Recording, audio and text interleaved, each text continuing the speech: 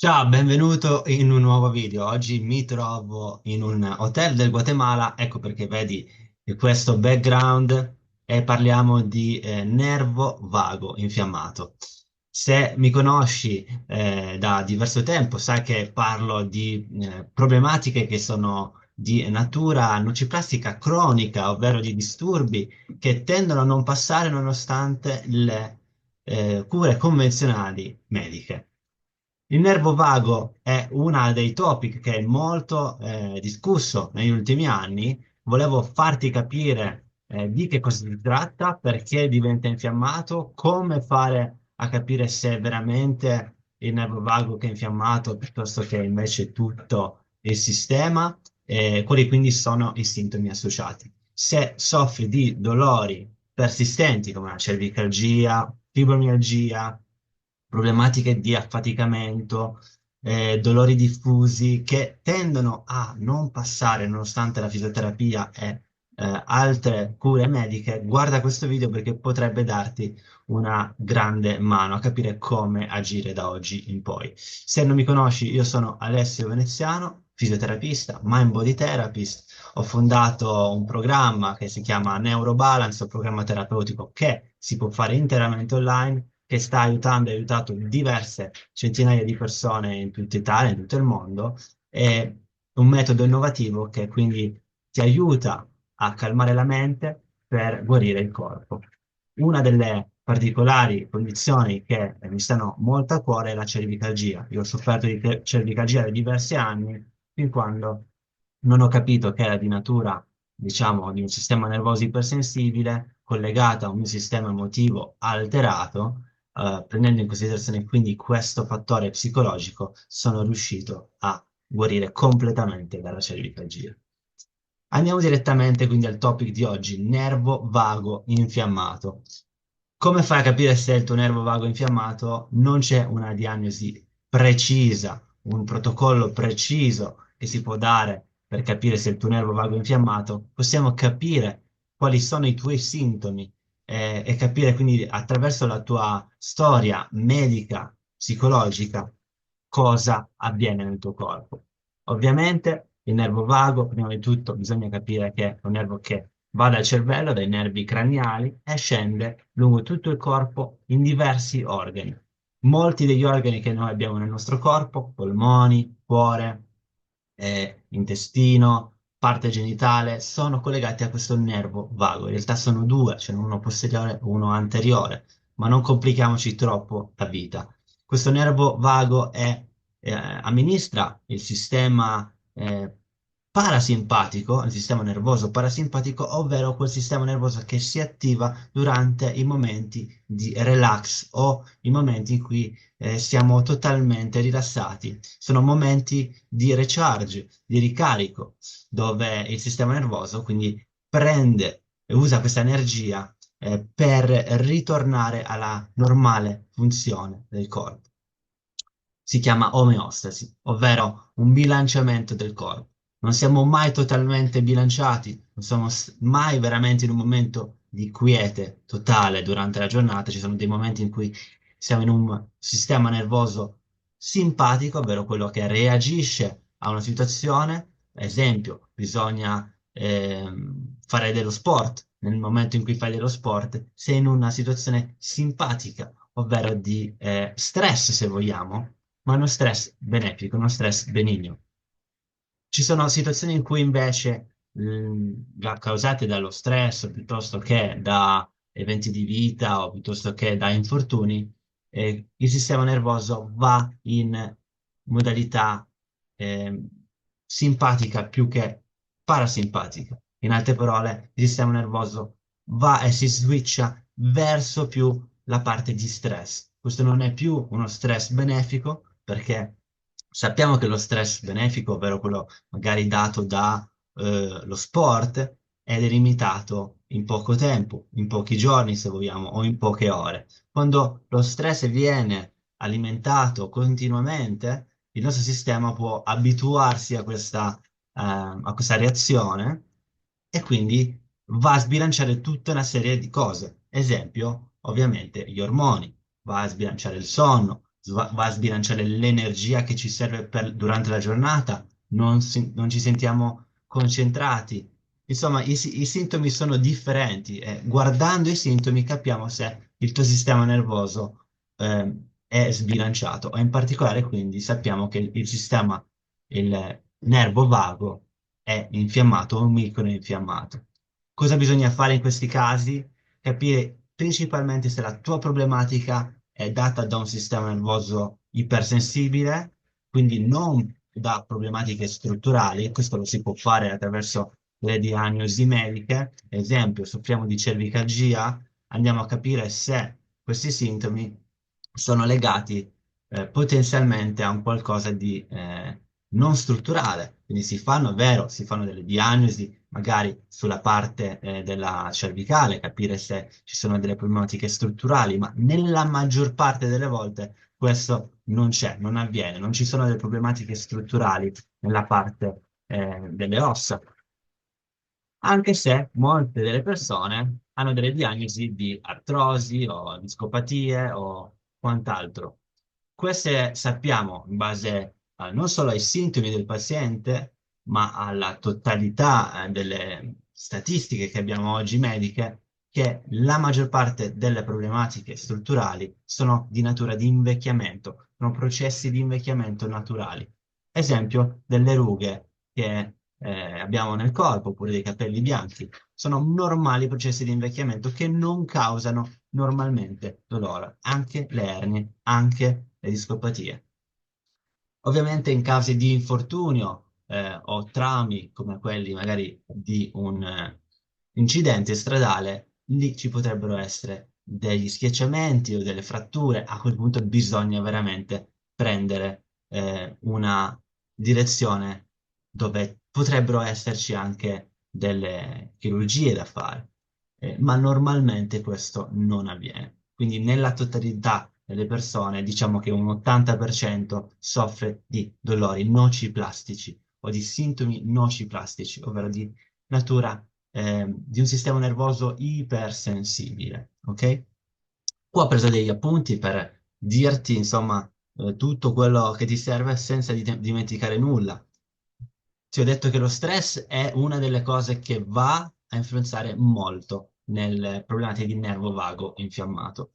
La personalità è una di quelle cose che bisogna tenere in considerazione durante una diagnosi di dolori nociplastici o di sintomi nociplastici. La personalità di tipo T, come il dottor Sarno, un pioniere del dolore cronico persistente, chiamato anche Tension Anxiety Syndrome, ne parlava. La personalità di tipo T, ovvero una personalità che porta a mettere molta responsabilità addosso, è una personalità di tipo più perfezionista, ovvero vuole fare tutto in modo giusto, vuole apparire dall'altra parte per le persone come una persona buona, è una persona che si dà da fare, che vuole raggiungere gli obiettivi a tutti i costi, una persona molto determinata. Sono comunque cose molto positive nel lavoro, ma molte volte ci danno delle pressioni addosso che non sono necessarie per la guarigione. Quindi la parte di personalità si potrebbe fare un video solo su quello, magari ne farò uno, mettimi un commento per se vuoi, se vuoi sapere di più sulla parte di personalità, c'è veramente tanto da dire, ma in generale parliamo di persone perfezioniste, persone che sono molto ambiziose, persone che tendono a essere molto ansiose e hanno dei passati, quindi dove ci sono delle comorbidità, si chiamano, ovvero delle problematiche magari di pelle, di gastrointestinali, non solo quindi di sintomi principali come il dolore, ok? I sintomi del nervo vago infiammato possono essere diversi, parliamo di disturbi gastrointestinali, parliamo di problemi cardiaci, però non sono di natura puramente organica, anche perché lì è molto importante avere una diagnosi dal medico e una visita da un professionista che vada a eliminare problematiche cardiache pure, ma parliamo particolarmente di palpitazioni oppure di disturbi respiratori come il fiato corto, respirare sempre dalla parte superficiale dei nostri polmoni, non mai dalla parte del diaframma, no? Della parte più bassa dei nostri polmoni. Problematiche neurologiche, però, che non sono di natura anche qui organica, come esempio gli sbandamenti. Molte persone che soffrono di cervicalgia hanno anche sensi di sbandamenti, come se dovessero camminare nelle uova, sulle uova.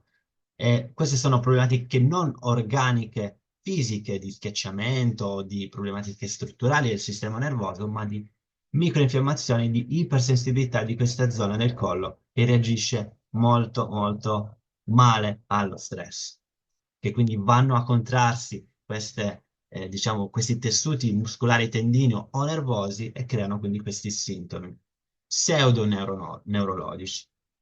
Ovviamente ci sono poi tutti i dolori diffusi, la fibromialgia è la regina dei dolori nociplastici, parliamo appunto di problematiche che non sono di natura strutturale, ma di un sistema nervoso ipersensibile.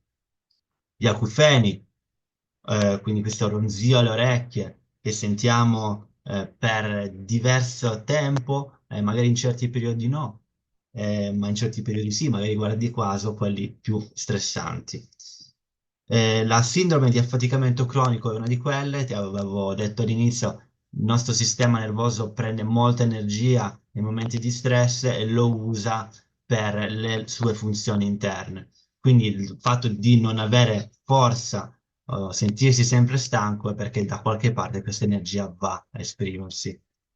Ci sono ovviamente dei disturbi anche autoimmuni che possono arrivare con un sistema nervoso ipersensibile per molto tempo. Parliamo di psoriasi, io stesso ne soffro, non come prima negli anni precedenti, perché mi prendo cura del mio corpo e della mia mente e riesco a gestire bene questi sintomi di psoriasi.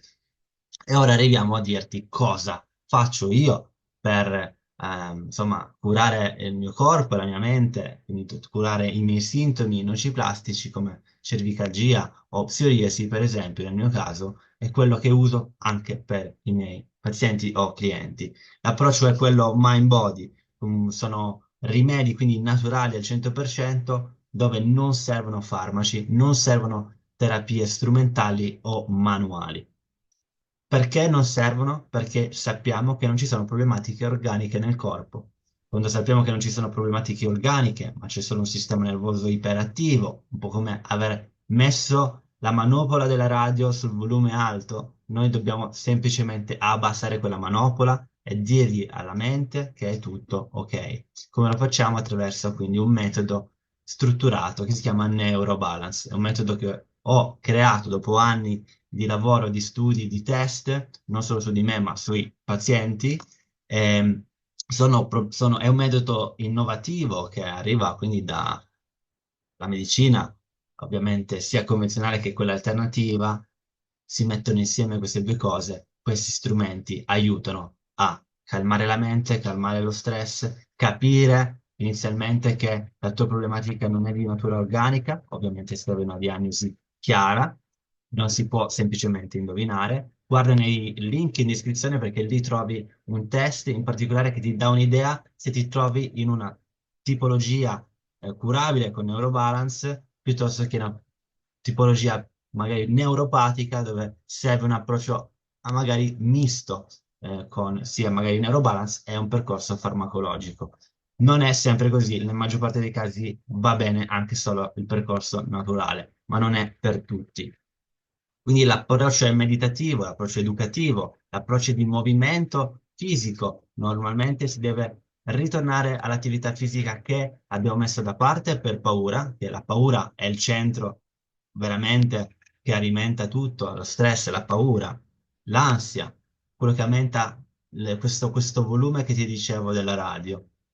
Quindi il movimento fisico ti aiuta a rilassare, a scaricare. Ovviamente bisogna capire se ci sono problematiche, magari veramente di depressione legate a qualcosa, a qualche evento, a qualche problematica interna familiare o di lavoro. Ecco che in Neurobalance do e diamo la possibilità di essere seguiti personalmente con un fisioterapista, che sono io, un mind body therapist, e un psicoterapista, psicoterapeuta che ti aiuta anche nella parte puramente di ansia, puramente di depressione, e capiamo insieme come strutturare tutto. Per 8 settimane segui questo programma. Molte persone sono riuscite a curare direttamente con questo programma problematiche che duravano da anni, se non da decenni. Guarda appunto, in descrizione ci sono dei link dove troverai anche delle testimonianze.